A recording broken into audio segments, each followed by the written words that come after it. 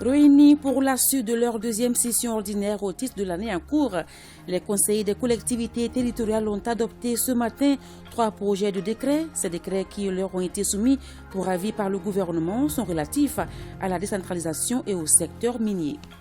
Signature d'un protocole d'accord de soutien à l'élevage, le ministère du Développement rural et le CICR s'engagent dans le renforcement des capacités des éleveurs, une synergie voulue pour la réussite des 2 prochaines campagnes. Une vingtaine de journalistes viennent de participer à un café littéraire organisé par l'ambassade des États-Unis au Mali. La représentation diplomatique leur a proposé un travail de groupe autour du livre intitulé « Idées de génie, comment créer des messages captivants », une manière pour l'ambassade de les accompagner dans l'exercice de leur profession. Mesdames, Messieurs, bonsoir. Nous sommes mercredi, jour de Conseil des ministres, avec moi dans ce studio Ibrahim Djambili. Bonsoir Ibrahim. Bonsoir, salut Matandao. Alors, le Conseil des ministres est réuni en session ordinaire le mercredi 23 novembre 2022 dans sa salle de délibération au palais de Koulouba sous la présidence de colonel Assimi Goïta, président de la transition, chef de l'État. Après l'examen des points inscrits à l'ordre du jour, le Conseil a adopté des projets de texte et entendu des communications. Ibrahim. Et voici donc le contenu. Mesdames et messieurs, bonsoir. Nous commençons par le chapitre des mesures législatives et réglementaires sur le rapport du ministre de l'administration territoriale et de la décentralisation. Le Conseil des ministres a adopté un projet de décret portant interdiction des activités de certaines associations et fondations sur le territoire de la République du Mali. Les exigences de la défense de l'indépendance et de la souveraineté du Mali dans le cadre de la refondation de l'État ont amené le président de la transition, chef de l'État, à définir les 3 principes suivants qui doivent guider l'action gouvernementale. Le respect de la souveraineté du Mali, le respect des choix de partenaires et des choix stratégiques opérés par le Mali, la prise en compte des intérêts vitaux du peuple malien dans les décisions. En application de ces principes, le gouvernement de la transition a rejeté les fausses accusations de la France contre notre pays ainsi que des mesures unilatérales et perfides violant la souveraineté du Mali en décidant, entre autres, de l'octroi direct aux organisations non gouvernementales françaises des fonds mis à disposition dans le cadre de l'action humanitaire de la France au Mali. Le présent projet de décret est adopté pour interdire avec effet immédiat et toutes les activités menées par les associations, les organisations non gouvernementales et assimilées opérant sur le territoire de la République du Mali sur le financement ou avec l'appui matériel ou technique de la France. La mesure concerne aussi bien les associations nationales ordinaires, les associations signataires d'accords cadres avec l'État que les associations étrangères et les fondations. Le gouvernement s'engage à évaluer au niveau interministériel et au niveau des gouverneurs de région et du district de Bamako les effets de la décision sur les populations afin de prendre les dispositions nécessaires pour les accompagner. Sur le rapport du ministre des Affaires étrangères et de la coopération internationale, le Conseil des ministres a adopté un projet de décret fixant le cadre organique de l'ambassade du Mali à Libreville, B, un projet de décret fixant le cadre organique de l'ambassade du Mali à Rabat, C, un projet de décret fixant le cadre organique de l'ambassade du Mali à Niamey, D, un projet de décret fixant le cadre organique de la mission permanente du Mali à New York, E, un projet de décret fixant le cadre organique de l'ambassade du Mali à Abu Dhabi, F, un projet de décret fixant le cadre organique de l'ambassade du Mali à Madrid, G, un projet de décret fixant le cadre organique de l'ambassade du Mali à Ankara, H, un projet de décret fixant le cadre organique de l'ambassade du Mali à Riyad, et I, un projet de décret fixant le cadre organique de l'ambassade du Mali à Kuwait City. Les cadres organiques des missions diplomatiques du Mali, de la zone Afrique, de la zone Amérique, de la zone Asie et Océanie et de la zone Europe sont fixés respectivement par les décrets numéro 2018 et 0518 et numéro 2018 et 0519, numéro 2018 et 0520 et numéro 2018-0521 PRM du 20 juin 2018. Après quelques années d'application, il est apparu nécessaire d'adapter les cadres organiques des dites missions diplomatiques à l'évolution de la géopolitique internationale et au contexte sécuritaire à travers la création des postes d'attachés de défense, de conseillers consulaires et la suppression du poste de ministre conseiller à la mission permanente du Mali à New York, consécutivement à la création du poste d'ambassadeur représentant permanent adjoint. Ces innovations apportées permettront de mieux assurer la défense de nos intérêts et de promouvoir la coopération militaire. Les projets de décret adoptés visent à doter les missions diplomatiques concernées en personnel nécessaire à l'exécution de leurs missions pour les 5 prochaines années. Sur le rapport du ministre de l'Entrepreneuriat national, de l'Emploi et de la formation professionnelle, le Conseil des ministres a adopté des projets de textes relatifs à la création, à l'organisation et aux modalités de fonctionnement du Centre de formation professionnelle de Sénou. Le gouvernement, dans le cadre de la mise en œuvre de sa politique de gestion des flux et de l'amélioration de la qualité des ressources humaines, s'est engagé dans la construction de ce centre de formation professionnelle pour contribuer au développement de l'offre de formation dans les filières porteuses et répondant aux besoins du marché du travail. Le centre de formation professionnelle de Sénou a été construit et équipé dans le cadre de la coopération sino-malienne en vue d'apporter une réponse à la problématique de qualification professionnelle des jeunes et de renforcement des capacités des professionnels. Le centre de formation professionnelle de Sénou est un centre moderne de niveau sous-régional. Il est structuré autour de filières de formation qui ont été définies par rapport aux priorités identifiées dans les schémas directeurs de la formation technique et professionnelle.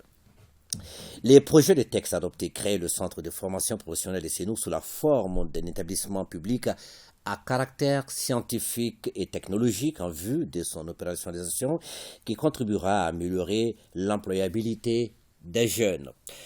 Au chapitre des communications, le ministre de l'Économie et des Finances a informé le Conseil des ministres du plan de relance de la compagnie malienne des textiles. La compagnie malienne des textiles participe à la valorisation de la production nationale de coton-fibre dans le cadre de la mise en œuvre de la politique de développement industriel par la création de la valeur ajoutée et des emplois. La compagnie malienne de textiles est confrontée actuellement à des difficultés de divers ordres dans le cadre de la mise en œuvre des solutions proposées. Un plan de relance qui nécessite un appel financier de l'État d'environ 6 milliards de francs CFA a été adopté. La mise en œuvre de ce plan se fera suivant les étapes suivantes. La sortie de COVEC de l'actionnariat de la Comatex SA au franc symbolique, la validation du plan de relance auprès du tribunal de commerce et la mise en place d'une nouvelle gouvernance de la société. Grâce à l'implication du président de la transition, chef de l'État, la convention de sortie de la COVEC au franc symbolique a été signée entre les parties. La réalisation des autres étapes se fera avec toute la diligence nécessaire. Le ministre de la Santé et du Développement social a informé le Conseil des ministres de l'évolution de la maladie à coronavirus marquée par une augmentation du nombre de cas testés positifs par rapport à la semaine précédente. Le président de la transition, chef de l'État, a appelé la population au respect strict des mesures de prévention et de lutte contre la maladie. À vous, Salima Tandao. Merci Ibrahim Djambélé. Suivons ensemble cet élément. Plus de 162 milliards de francs CFA pour subventionner les produits de première nécessité et 204 milliards de francs CFA pour l'harmonisation de la grille salariale. Ces chiffres viennent de la conférence de presse commune des ministres en charge du commerce et des finances. Des actions posées par l'État pour maintenir l'approvisionnement des marchés et apaiser le front social. Je vous propose d'écouter les deux membres du gouvernement.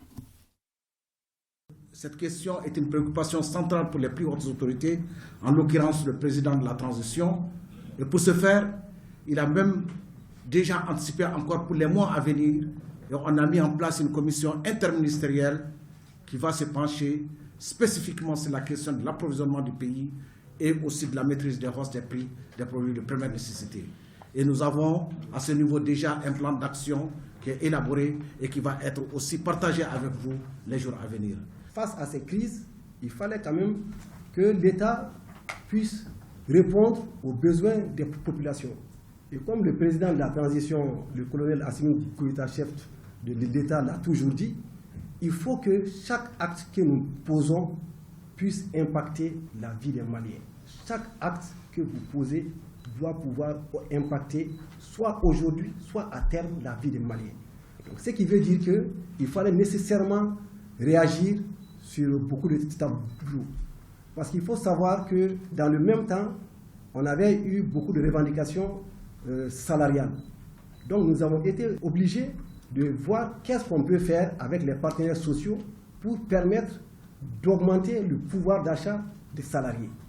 Donc on a passé par une justice sociale avec nos partenaires sociaux, ce qui nous a permis d'avoir une harmonisation de la grille avec un impact annuel d'environ 200 milliards de francs CFA, une augmentation de salaire de 200 milliards de francs CFA pour permettre aux salariés d'avoir un revenu supplémentaire permettant de faire face aux différentes crises. Dans le même temps, il fallait huiler le moteur économique en permettant à ces entreprises de pouvoir continuer à travailler. Donc il fallait payer la dette intérieure. Nous avons à peu près plus de 204 milliards de dettes fournisseurs en novembre 2020 et nous avions à peu près 240 milliards en novembre 2021 et aujourd'hui nous avons à peu près 145 milliards de dettes fournisseurs en 2022. Donc nous avons eu à payer à peu près 398 milliards de dettes intérieures pendant la période pour permettre aux entreprises de pouvoir fonctionner et de pouvoir continuer à payer les salaires et de pouvoir continuer à générer des bénéfices leur permettant de pouvoir en tout cas faire face, en tout cas partiellement, aux impacts de la crise. Voilà, à suivre l'intégralité de cette conférence de presse juste après ce journal. La Palestine sera toujours là pour soutenir les efforts du gouvernement et le Conseil national de transition pour plus de stabilité et de progrès au Mali. Ces propos sont du directeur général de l'Agence palestinienne pour la coopération reçu ce matin en audience par le président du Conseil national de transition, colonel Malik Diaw. Pour plus de détails, écoutons Imad Zouahiri, directeur général de l'Agence palestinienne pour la coopération au micro de Fousseni Tounkara. J'ai eu l'honneur de rencontrer son Excellence le Président de CNT. Il y a eu un échange très important sur la situation des relations bilatérales entre la Palestine et la République du Mali. J'ai transmis les salutations de son Excellence le Président Mahmoud Abbas et le peuple palestinien au peuple malien et à leur leadership aussi. Réassurer son Excellence le Président de CNT que la Palestine sera toujours là pour soutenir les efforts menés par le gouvernement et le Parlement de Mali pour plus de stabilité et de progrès pour le peuple malien. Déjà, on a commencé la coopération entre le Mali et la Palestine depuis quelques années dans le domaine de l'agriculture, dans le domaine de la santé, dans le domaine de l'information aussi.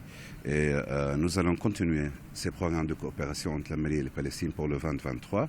Dans le domaine aussi de la santé et de l'agriculture.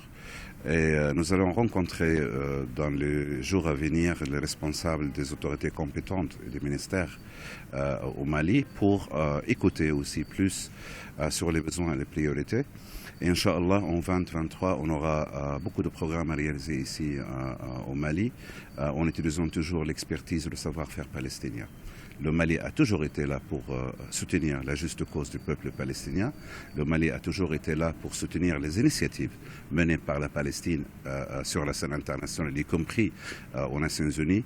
Et je crois qu'il est normal que la Palestine soit aussi là avec le Mali dans des situations aussi difficiles. Suite de la deuxième session ordinaire du Haut Conseil des collectivités au titre de 2022, les conseillers nationaux ont adopté ce matin 3 projets de décret à eux soumis par le gouvernement pour avis. Les projets de décret en question sont relatifs à la décentralisation et au secteur minier. Noufoum Sissoko a suivi la plénière. C'est d'abord le projet de décret portant création des comités régionaux, locaux et communaux d'orientation, de coordination et de suivi des actions de développement qui a été examiné et adopté par les conseillers nationaux. La commission des lois, des affaires administratives et de la décentralisation du Haut Conseil des collectivités, après analyse du document, propose des amendements. Nous avons demandé à ce que la vice-présidence soit assurée par le président de la collectivité, soit au niveau région par le président du conseil régional, au niveau cercle par le président du conseil de cercle et au niveau communal par le maire de la commune. Nous avons demandé que le président de l'ADER soit membre aussi du comité régional.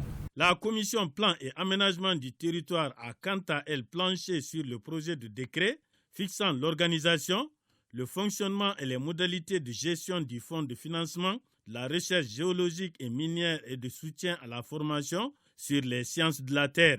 Elle encourage les pouvoirs publics à la mise en place de ce fonds afin de mieux rentabiliser le secteur minier au bénéfice de l'économie nationale. Le Mali est considéré comme un pays des mines depuis l'histoire, mais pourtant, rares sont les gouvernements qui peuvent te dire à sa juste valeur quel est le potentiel minier dans de telle ou telle matière et dans telle ou telle localité.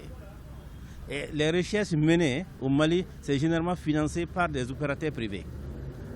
Donc le gouvernement part affaibli dans les négociations parce qu'eux-mêmes, c'est des gens qui font les recherches, ils peuvent ne pas avoir présenté les documents réels des résultats obtenus. Mais si le gouvernement lui-même arrive à avoir les moyens et créer un fonds pour avoir les moyens financiers, pour se faire une idée d'un mapping des disponibles miniers sur tout l'étendue du territoire, ils auront une arme maintenant. 1, pour bien négocier. 2, pour pouvoir installer, si eux-mêmes ils sont dans les besoins, les unités, les industries nécessaires. Enfin, le projet de décret fixant l'organisation, le fonctionnement et les modalités de gestion du fonds de réhabilitation, de sécurisation des sites miniers artisanaux et de lutte contre l'usage des produits chimiques prohibés a été étudié par la Commission développement rural et environnement. La Commission demande l'implication de toutes les forces de défense et de sécurité dans la protection de l'environnement face à l'exploitation anarchique des ressources minières. Nous avons exigé à ce que vraiment on organise l'orpaillage aujourd'hui. Nous avons demandé à ce que le projet que nous a amené il ajoute le ministère de la Défense. Parce que quand on veut demander tout de suite à la population de laisser la partie d'orpaillage qui nous pose d'énormes problèmes aujourd'hui, vraiment nous avons demandé au ministre quand même de la Défense de s'ajouter à eux pour que vraiment il puisse donner la force pour quand même récupérer la terre malienne aujourd'hui. Les 3 projets de loi ont été adoptés à l'unanimité des conseillers nationaux présents. Ainsi, la 7e institution de la République s'acquitte d'un devoir qui consiste à étudier et à donner un avis motivé sur les politiques de décentralisation, d'aménagement et de développement du territoire. La ministre de la Santé et du Développement social a présidé ce matin la cérémonie de validation et de mise en place de l'Observatoire des risques professionnels à l'initiative de l'Institut national de prévoyance sociale. Jules Sambou-Sissoko. La validation et la mise en place de l'Observatoire des risques professionnels de l'Institut national de prévoyance sociale est la concrétisation d'un engagement fait par cette structure en avril dernier. Elle est la réponse à la demande de l'Interafricain de prévention des risques professionnels qui regroupe 16 États africains. L'Observatoire national des risques professionnels a pour but d'identifier l'ensemble des risques, y compris les risques nouveaux et émergents. On parle souvent de maladies émergentes et ça existe. Concernant la sécurité et la santé au travail, afin d'améliorer la rapidité et l'efficacité des mesures préventives et des mesures de prise en charge. Ces missions spécifiques sont le recueil et la collecte des données relatives aux facteurs de risque professionnel, notamment celles relatives aux accidents de travail et des maladies professionnelles, le traitement, l'analyse, la préconisation des mesures préventives et la diffusion des données. L'ORP est un instrument qui se veut inclusif et participatif au profit des travailleurs du Mali. La promotion de meilleures conditions de travail demeure une priorité des plus hautes autorités du pays. Je voudrais exprimer au nom des plus hautes autorités les encouragements et félicitations pour l'organisation de cet atelier qui cadre avec la vision du chef de l'État président de la transition, son Excellence le colonel Assimi Goïta. C'est pourquoi j'exhorte la Direction générale de l'INPS à mettre en place le dispositif permettant à l'Observatoire d'atteindre ses objectifs, bien entendu avec l'accompagnement de son conseil d'administration. Selon des spécialistes ivoiriens, sénégalais et maliens de la santé-sécurité au travail, c'est une nécessité qui va compléter le système d'information et fédérer tous les observatoires des risques professionnels africains. Pour la réussite des campagnes 2022-2023 et 2023-2024, le ministère du Développement rural et le CICR ont signé un protocole d'accord de soutien à l'élevage, une façon pour les deux parties de s'engager dans le renforcement des capacités des éleveurs. Mohamed Kayantao à Lukouni. Le ministère du Développement rural et le CICR Mali conjuguent leurs efforts au profit du monde rural, précisément celui de l'élevage. Et c'est à travers une signature de protocole d'accord de soutien à l'élevage pour les campagnes 2022-2023 et 2023-2024. Le CICR essaye de venir en aide aux populations affectées par le conflit, surtout dans le centre et dans le nord du pays, dans les domaines de la santé, de l'eau, de la détention, du rétablissement des liens familiaux, de la protection, mais aussi dans le domaine de la sécurité alimentaire. Et dans ce domaine, nous intervenons à la fois dans l'urgence, notamment pour pouvoir assister les personnes déplacées dès leur déplacement. Nous avons ainsi assisté près de 150 000 personnes en 2022, par exemple, mais aussi dans le domaine de la résilience et du renforcement des moyens de production. Le CICR évolue aux côtés du Mali depuis de longues dates, dans le cadre de l'amélioration du monde rural. Il se réjouit de ces partenariats qui portent sur l'assistance et le renforcement des moyens de production des éleveurs, un coup de pouce pour le gouvernement qui apprécie ces partenariats gagnant-gagnant. Durant la campagne écoulée 2021-2022, 15 parcs de vaccination ont été réalisés. 925 581 têtes d'animaux ont été vaccinées contre la péripneumonie contagieuse bovine sur une prévision de 1 million de têtes et 2 786 147 contre la peste des petits ruminants sur une prévision de 3 millions. Dans le cadre de l'appui aux agro-pasteurs, plus de 2000 tonnes d'aliments bétail ont été distribués au profit de plus de 10 000 ménages. Le ministre du Développement rural et le chef de la délégation du CICR au Mali engagent ainsi leurs structures respectives à respecter les clauses de ce nouveau partenariat. Le lundi 21 novembre dernier, l'Association des élèves et étudiants du Mali AEM a enclenché une grève de 5 jours pour des revendications dont bon nombre sont en cours de traitement par les autorités concernées. Face à cette situation qui prive les enfants de l'école, la Fédération nationale des associations des parents d'élèves et étudiants du Mali, FENAPM, demande à l'AEM de se ressaisir et de demeurer dans les limites de la loi. Elle exhorte les autorités à vérifier le respect des lois. Et écoutons le secrétaire général de la FENAPM, Yacouba Dambélé, au micro de Jules Sambou Sissoko. Suite au mouvement de grève enclenché par l'Association des élèves et étudiants du Mali, AEM, le lundi 21 novembre 2022, s'étalant jusqu'au vendredi 25 novembre 2022, la Fédération nationale des associations de parents d'élèves et étudiants du Mali fait une déclaration dont la teneur suit. L'Association des élèves et étudiants du Mali, AEM, selon le contenu de leur préavis de grève, fut créée suivant l'ordonnance numéro 41 PGC du 28 mars 1959, relative aux associations, qui a été abrogée par la loi 04-038 du 5 mars 2004.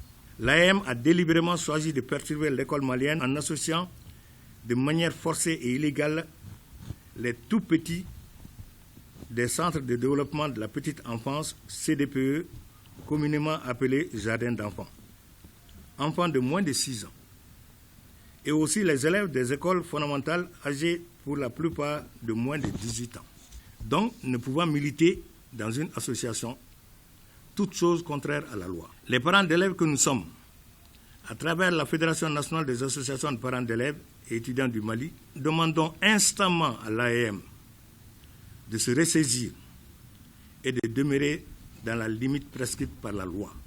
Nous exhortons le pouvoir public à veiller et à imposer le respect strict des lois par tous les moyens, qu'ils jugeront adéquats et les assurant de notre soutien sans faille.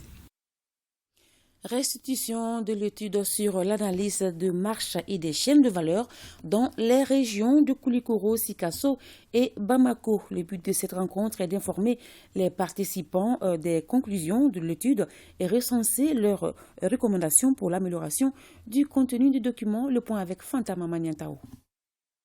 Partager avec les différentes parties prenantes les résultats de l'étude sur l'analyse du système de marche et chaînes de valeur dans les régions de Koulikoro, Sikasso et les districts de Bamako. C'est tout le sens de cette rencontre. Une opportunité d'échange sur une thématique qui peut profiter aux populations en général et aux couches vulnérables en particulier. Ce que l'on veut à travers cet atelier, c'est que vous puissiez apporter toutes vos connaissances, votre savoir, pour pouvoir améliorer ces études filières et les confronter à la réalité. Au cours de cet atelier, le chef de la coopération à l'ambassade de Suède au Mali affirme que le pays est confronté à plusieurs défis. Pour Richard Bumba, il est donc essentiel de soutenir des actions qui peuvent promouvoir la création d'emplois et la réduction de la pauvreté. Le Mali d'aujourd'hui est confronté à plusieurs défis. Je demeure convaincu que les questions qui seront abordées à la suite des résultats préliminaires de cette analyse rapide enrichiront nos échanges et nos discussions sur les stratégies d'intervention créatrice d'emplois au profit de la population. Le ministre de l'Entrepreneuriat national, de l'Emploi et de la formation professionnelle se réjouit de la tenue de cet atelier. Le ministre Doumbia encourage de telles initiatives en faveur des jeunes. L'idée, c'est de voir quelles sont les filières dans lesquelles on peut créer le maximum d'emplois pour les femmes et les jeunes. Il se trouve que nous avons fait un forum national sur l'emploi des jeunes et sur l'entrepreneuriat des jeunes et des femmes en milieu rural. Et donc nous avons estimé que cette étude peut nous aider dans la marche vers la mise en œuvre des résultats du plan d'action de ce forum-là. Notons que ce travail laborieux a été mené par le Bureau international du travail. Le ministre délégué chargé de l'action humanitaire Oumarou Diarra a procédé à la remise de 200 kits scolaires aux élèves orphelins et associations. C'était au siège du mouvement patriotique pour la justice. Aliou Abdoulaye Touré. Chaque jour qui passe est l'occasion pour le ministre chargé de l'action humanitaire de renforcer davantage les actions à l'endroit des personnes nécessiteuses. Ainsi, Oumarou Diarra a procédé à la remise de 200 kits scolaires aux élèves orphelins et associations de Niamakoro. Chaque kit scolaire comprend une dotation complète pour l'élève. Nous avons voulu apporter la joie à des orphelins au niveau d'un certain nombre d'établissements scolaires. D'abord la Mandersa de Missabougou, la Mandersa de l'ONG Bouchra au niveau de la commune 1 du district de Bamako, aussi l'orphelinat de Fana et aussi à un centre de mémorisation de Coran où nous avons beaucoup d'orphelins. Pour nous, l'objectif recherché, c'est d'être au plus près de cette population, d'être là pour cette couche vulnérable. Par rapport à ce geste, je suis très contente. Je ne peux dire que merci au ministre d'avoir pensé à nous, les orphelins, nous les veuves, les orphelins de la commune de Guénéka, parce que nous aussi, on en avait besoin. Donc, je suis très contente. Cet élan de solidarité du département est couplé à la remise des moustiquaires imprégnés.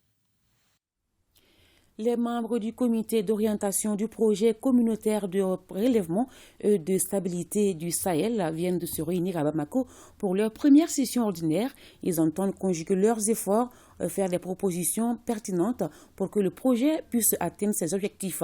Le projet couvre le Mali, le Niger et le Burkina Faso pour une période de 5 ans.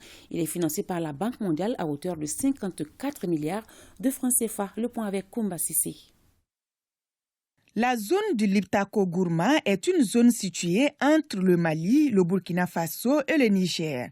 Pour alléger la souffrance des communautés vivant dans la zone du Liptako-Gourma, la Banque mondiale a mis à la disposition des autorités des pays concernés environ 54 milliards de francs CFA pour le financement du projet communautaire de relèvement et de stabilisation du Sahel.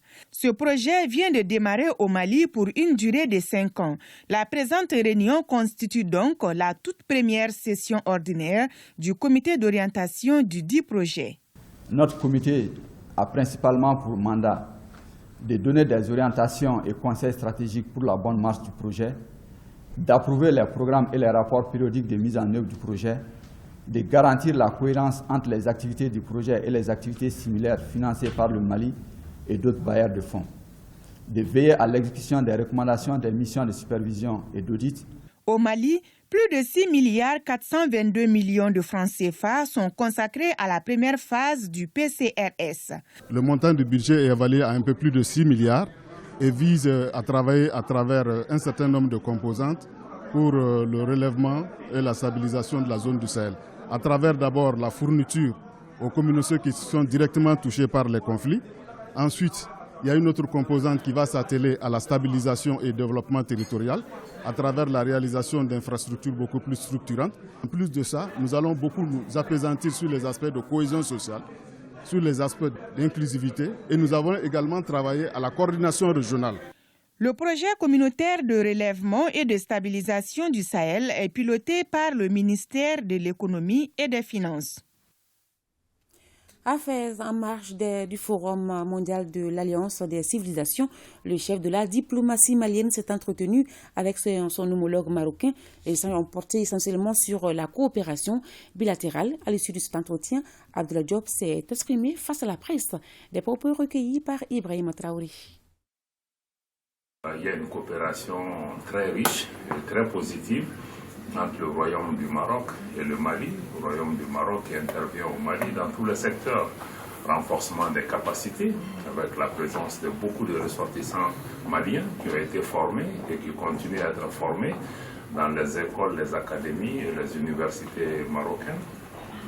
Une coopération sur le plan sécuritaire. Nous savons que le Maroc a une expérience particulière dans le domaine de la lutte contre l'extrémisme violent, la lutte contre le terrorisme. Des efforts aussi pour promouvoir la modération. 500 imams maliens ont été déjà formés au Maroc et récemment nous venons de signer un protocole pour renouveler ce contingent avec 300 personnes qui viendront comme imams ou prédicateurs ou prédicatrices. Nous voulons remercier le Royaume du Maroc pour ça.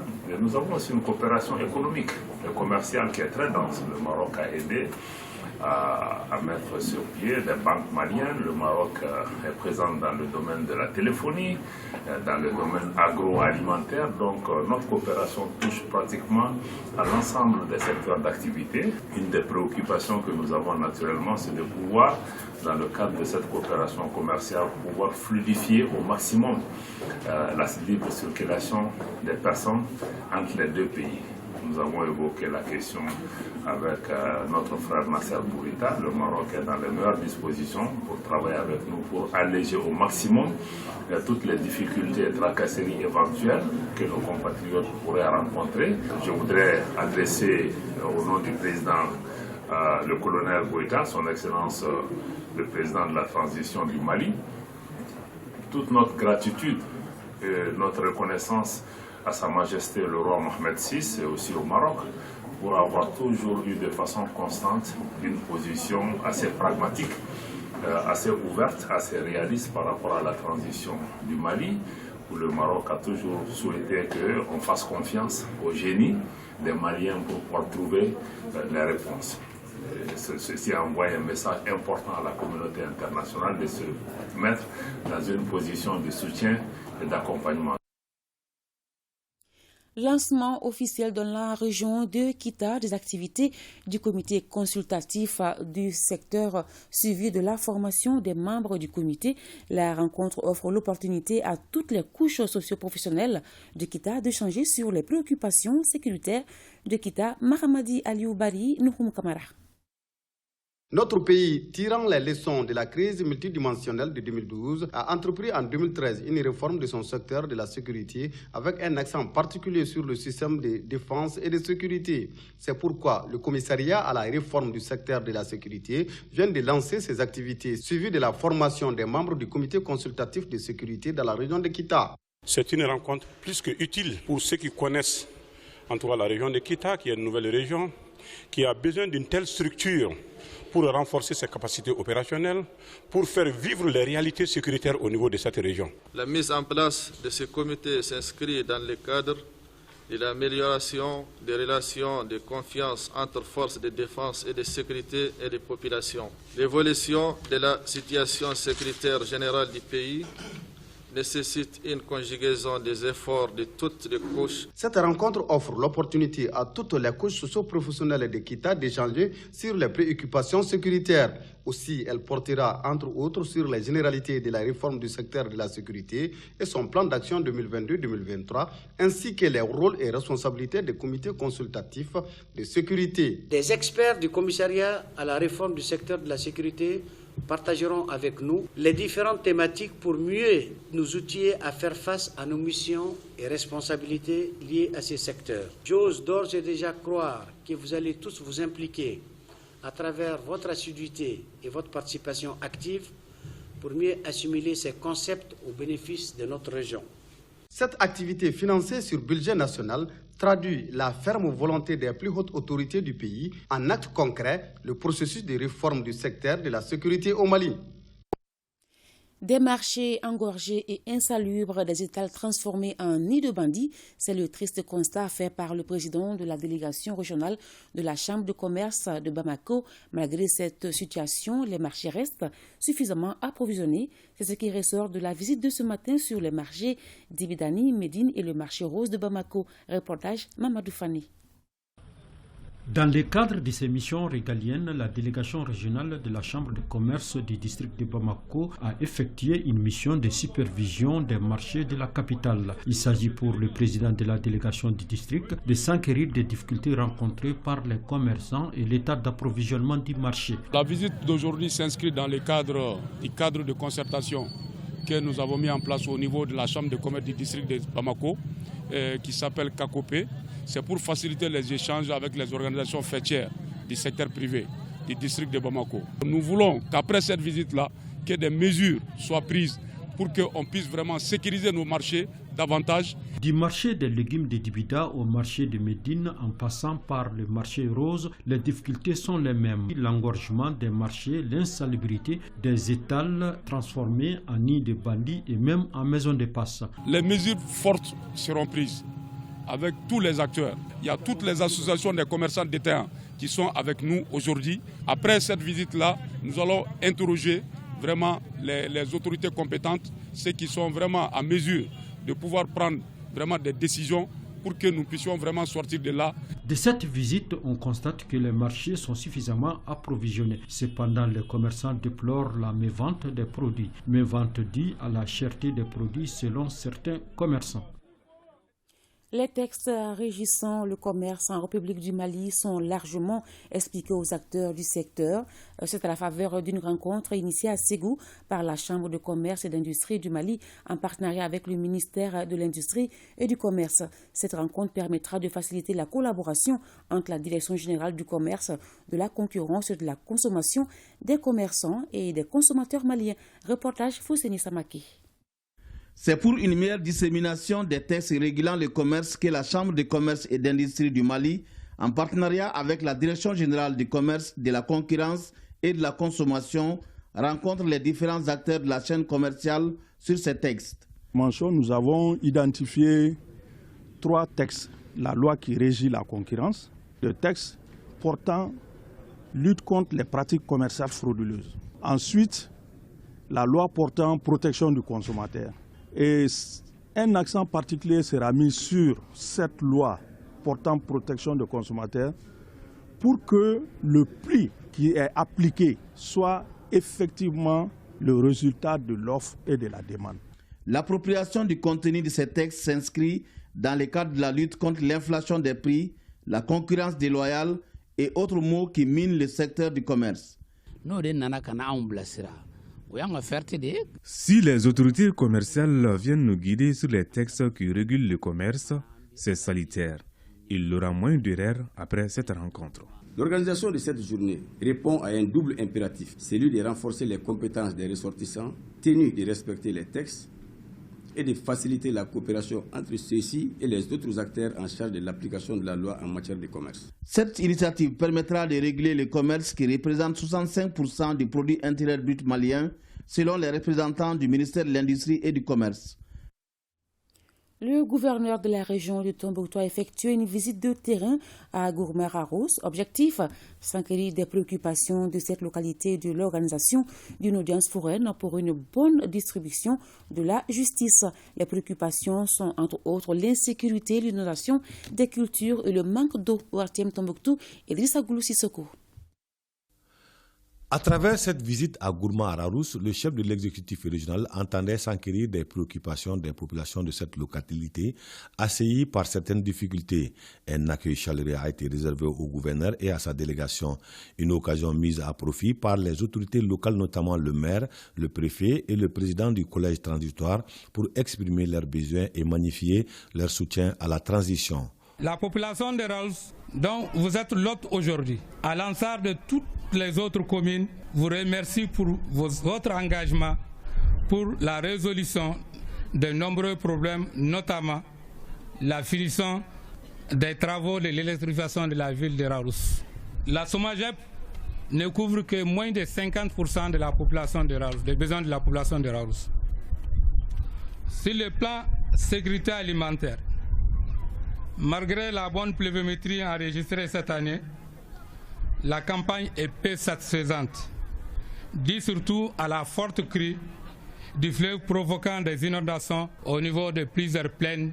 Pour cette visite, le gouverneur était accompagné du chef du bureau de l'aménagement de Tombouctou, qui n'a pas manqué d'énumérer les actions menées en faveur des populations pour le renforcement de l'action gouvernementale et l'accès des populations aux services sociaux de base. J'aimerais citer le projet de relance des activités socio-économiques des femmes et des jeunes de Raous, un projet d'extension et d'adduction d'eau sommaire de Raous d'une valeur de 19 158 000 francs CFA. Un projet de fourniture de matériel informatique et installation de systèmes de communication par VSAT pour l'Académie de l'enseignement de Gourmère-Arous, les CAP de Gossi et Raous, ainsi que le lycée de Raous. Un autre temps fort aura été la tenue d'une audience foraine par le juge de paix à compétence étendue de Gourmère-Arous. Cette visite avait deux objectifs. Le premier objectif, c'était pour permettre au gouverneur de la région de Tombouctou que je suis de prendre contact avec la population. Le deuxième objectif était de permettre les juges de paix à compétence étendue de Raous de tenir une audience foraine. Le bilan est positif. Tous ces deux objectifs ont été atteints. La visite s'est achevée chez les notabilités qui ont fait des bénédictions. L'ambassade des États-Unis au Mali accompagne les jeunes journalistes dans l'exercice de leur profession.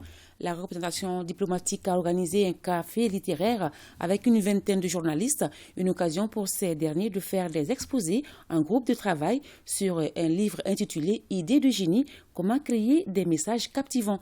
Awa Ditma Kamara a passé quelques heures avec ses collègues dans les locaux de l'ambassade américaine. Suivez son compte-rendu.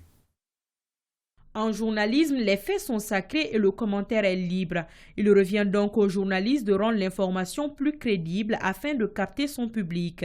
Et pour ce faire, le journaliste est appelé à se former, s'informer et se documenter. C'est conscient de cela que l'ambassade des États-Unis, à travers le projet ProGenre, a organisé un café littéraire pour des jeunes journalistes. Votre inclusion dans le corps de la presse malienne signifie que plus de voix féminines seront entendues et surtout plus de problèmes et de perspectives des femmes seront au centre de l'actualité.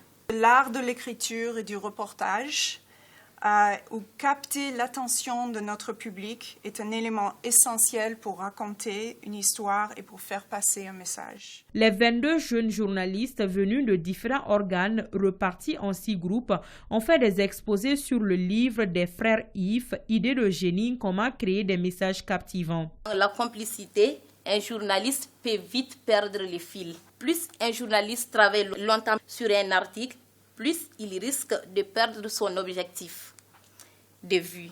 Quand vos interlocuteurs sont intéressés par ce que vous racontez, ils vous suivent. D'entrée, vous avez l'attention de votre public. L'exemple qui illustre cela dans le bouquin est l'exemple de Karine Wood.